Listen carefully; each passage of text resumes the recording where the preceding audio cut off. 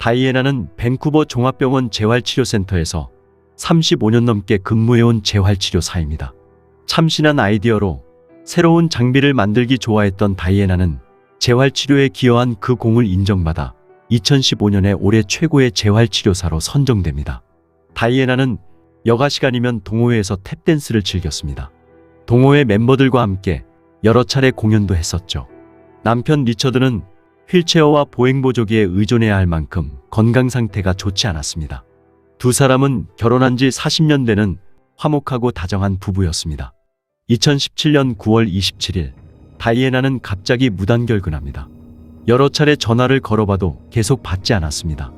이상하게 생각한 직장 동료 앤서니는 몇 시간 후에 다이애나의 집을 방문합니다. 집 앞 잔디밭과 길 옆에는 손잡이를 비닐로 싼 칼과 바코드 라벨이 그대로 붙어있는 도끼가 버려져 있었고 피 같은 액체가 정문 계단 아래까지 흘러내려 있었습니다. 불길한 예감이 든 앤서니는 밴쿠버 경찰서에 신고합니다. 곧바로 출동한 경찰이 목격한 것은 끔찍한 광경이었습니다. 벽에는 비산흔이 가득했고 온통 피범벅이 된 거실 바닥에는 뭔가를 끌고 간 흔적이 욕실까지 이어져 있었습니다. 그리고 샤워기 물이 틀어져 있는 욕실에서 이미 숨진 부부의 처참한 모습이 발견됩니다. 다이애나는 목이 흉기에 찔린 상태였고 리처드의 몸에는 100여 곳의 자상흔이 있었습니다. 반지와 시계, 목걸이 등 금품은 그대로 남아 있었지만 다이애나의 승용차는 보이지 않았습니다. 현장 감식 결과 두 피해자의 손톱과 다이애나의 안경테, 먹다 남은 복숭아와 우유에서 한 남성의 DNA가 검출됐고 도끼에서도 지문이 발견됩니다. 하지만 데이터베이스에 대조한 결과 일치한 사람을 찾는 데 실패합니다. 범인은 전과자가 아니었습니다. 잔인한 범행 수법으로 경찰은 원한 관계에 의한 범행일 가능성이 높다고 판단합니다. 하지만 탐문 수사에서 경찰은 두 피해자가 모두 우호적이고 성품도 좋아서 친구나 직장 동료, 동네 주민들과의 관계가 아주 원만했다는 사실을 알게 됩니다. 그리고 부부의 집에서 그리 멀지 않은 곳에 버려진 다이애나의 차를 발견합니다. 경찰은 리처드와 다이애나의 생전 생활 동선을 추적하기 시작했습니다. 사건 발생 당일 리처드가 집 근처의 가게에서 술을 구매하는 장면이 포착됩니다. 마트에서 생필품을 사고 탭댄스 동호회 모임에 참여했던 다이애나가 저녁 8시쯤 집으로 돌아오는 모습도 확인할 수 있었습니다. 동시에 경찰은 도끼에 붙어있는 바코드로 구매자의 신원 파악에 나섭니다. 2017년 9월 13일 사건 발생 2주 전에 한 아시아계 남성이 도끼와 장갑 등을 구입하는 장면이 가게 CCTV에 고스란히 찍혀 있었습니다. 용의자의 모습은 선명하게 드러났지만 남성이 현금으로 계산한 탓에 경찰은 그의 신원을 파악할 수 없었습니다. 한 달 후 순찰 중이던 한 경찰이 거리에서 용의자를 발견합니다. 경찰은 일단 체포하지 않고 그 남성을 감시하기 시작했습니다.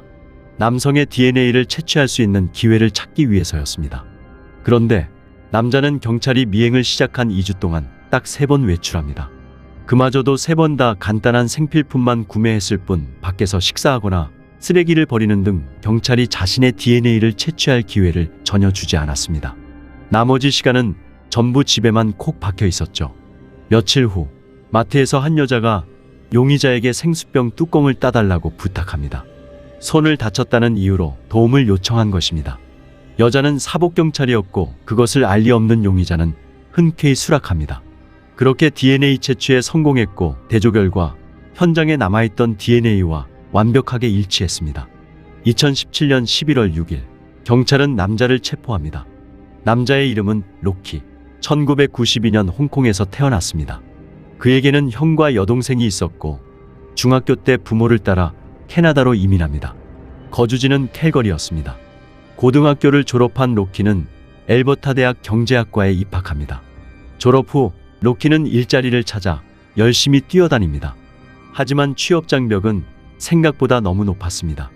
아주 오랫동안 마음에 드는 직장을 찾지 못한 로키는 사건 발생 3개월 전쯤에 밴쿠버로 이주합니다.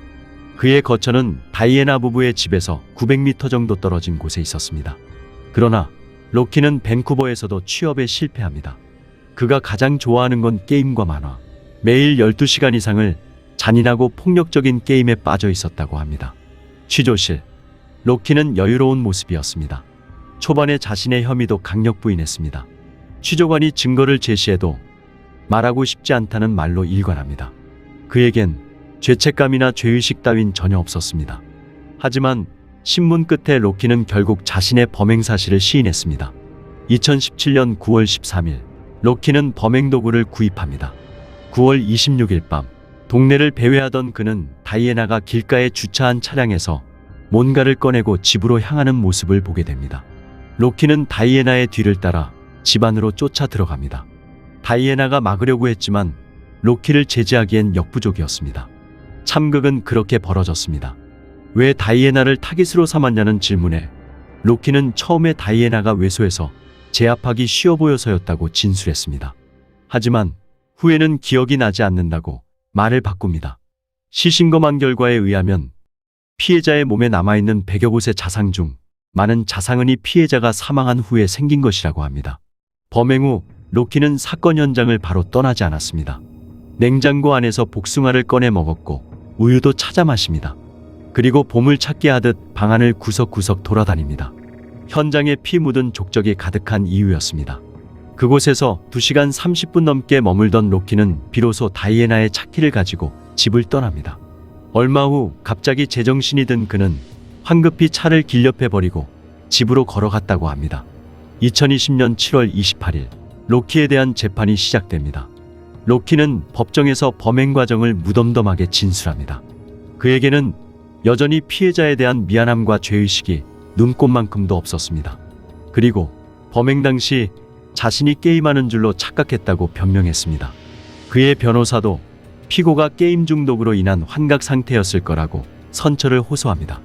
또한 변호사는 로키에게 정신장애가 있다고 주장했습니다.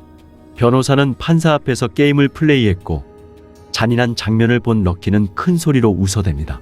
하지만 검사는 로키가 범행 도구를 미리 구입한 점, 사건 당일 그것을 휴대한 점 등을 근거로 계획적인 범죄라고 반박했습니다. 배심원들은 검사의 주장을 받아들였고 법원은 로키에게 25년 후 가석방이 가능한 종신형을 선고합니다.